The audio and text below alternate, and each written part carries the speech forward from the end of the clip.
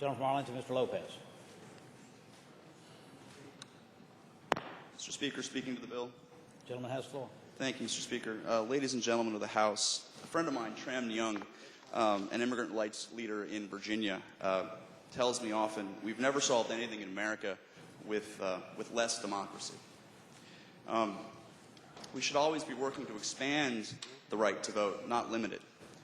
Voters of all ethnicities, economic levels, ages, and political parties should be engaged in the civic life of their communities. This bill won't keep people from voting. It won't keep people from voting, but it will serve to keep the numbers down. And while, most folks won't have a problem with this bill, its real impact will be on the least of these, the impoverished, the elderly, and those living on the margins. How many of us know elderly folks in Virginia without driver's licenses, without birth certificates? This bill is going to make it harder for them to have their vote truly counted.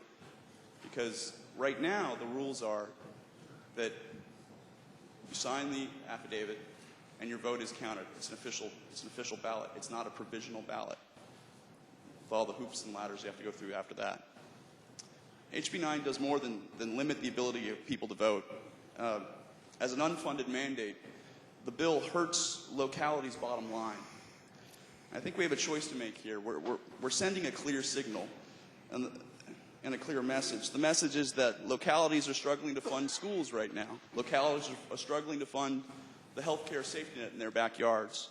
And we're forcing localities to spend money on a problem that really doesn't exist.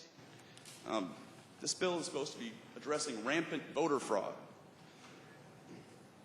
According to the United States Department of Justice, between 2002 and 2005, there were less than 200 people charged with election fraud in the United States. The population at that time of the United States was approximately 290 million people. The National Weather Service says that during your lifetime, you run the risk of being hit by lightning at the rate of 1 in a million. So you can basically say that it was easier to be struck by lightning between 2002 and 2006 than it was to find a voter fraud case in the United States. If we have such rampant voter fraud and too many people are voting when they shouldn't be, then how come this past November, over 3 million people that were registered to vote stayed home? Rather than making it more difficult for Virginians to vote, we ought to be figuring out ways to get those 3 million people to the polls. 28% voter participation is not good enough for Virginia. Virginia is exceptional. We represent something better. Our history, especially our recent history, has been one of expanding the right to vote, not restricting it, not limiting it.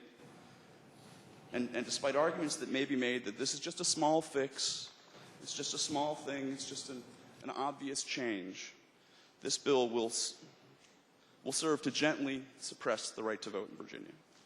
Thank you, Mr. Speaker.